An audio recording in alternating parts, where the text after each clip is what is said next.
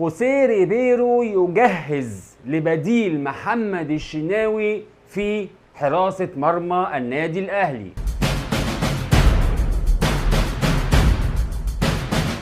زي ما انت ما سمعت كده بالظبط، وزي ما كلنا عارفين ان الكابتن محمد الشناوي تعرض لأزمة كبيرة جدا بعد وفاة والده، بعد الخبر الصادم اللي سمعه عن وفاة والده. فطبعا محمد الشناوي بقى خارج نطاق الخدمة، زي ما بيقولوا خارج نطاق الخدمة. لذلك قرر الكابتن محمود الخطيب رئيس مجلس إدارة النادي الأهلي، وقرر أيضا خوسيه ريبيرو مدير الفني للفريق إراحة محمد الشناوي. إراحة محمد الشناوي قد إيه؟ هم مدوا لمحمد الشناوي أجازة مفتوحة. ليه أجازة مفتوحة؟ عشان نفسيته تتظبط. محمد الشناوي مش هينفع يرجع يحرس مرمى النادي الاهلي تاني غير لما نفسيته تتظبط.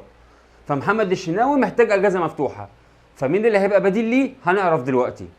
محمد الشناوي جاله خبر وفاه والده، محمد الشناوي حالته النفسيه مش مظبوطه، فلازما ياخد اجازه عشان خاطر يرتاح. فمين اللي هيجي بداله؟ هيستمر في حراسه المرمى. طبعا احنا كلنا عارفين ان مصطفى شوبير هو اللي بدأ مباراتين الاهلي الاولانيه والثانيه في الدوري. اول مباراتين في الدوري مصطفى شوبير زي ما كنا عارفين هو اللي هو اللي كان واقف حارس مرمى للنادي الاهلي، هو اللي كان بيحرس عرين مرمى النادي الاهلي. مباراة غزل المحلة كان مقرر لها يوم الاثنين في تمام الساعة 6 مساء. مباراة غزل المحلة يوم الاثنين الساعة 6 مساء، ادينا بنقول اهو. فكان مقرر من خوسيه ريبيرو ان محمد الشناوي هو الذي يحرس مرمى النادي الاهلي في هذه المباراه، لولا طبعا الازمه اللي حصلت لمحمد الشناوي بعد وفاه والده.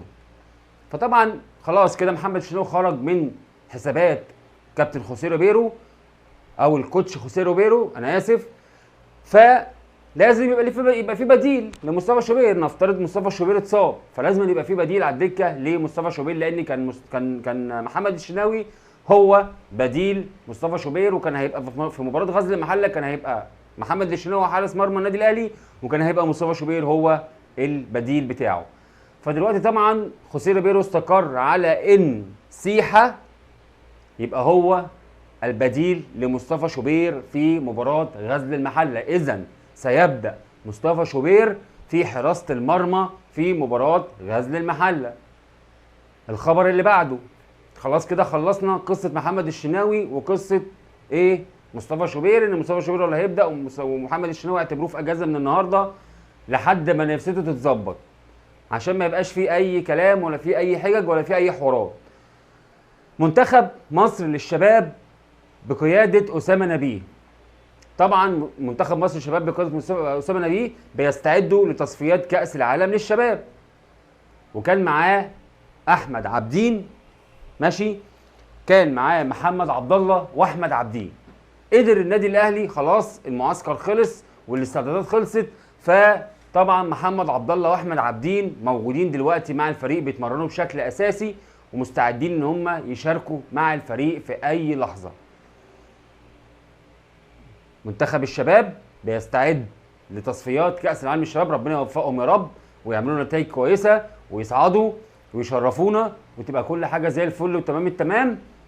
وبكده خلاص محمد عبد الله واحمد عابدين مستعدين للمشاركه مع النادي الاهلي. ولحد كده يكون خلص الفيديو بتاعنا. لو عجبك الفيديو ما تنساش تعمل لايك وتشترك في القناه وتفعل زر الجرس عشان يوصلك كل جديد.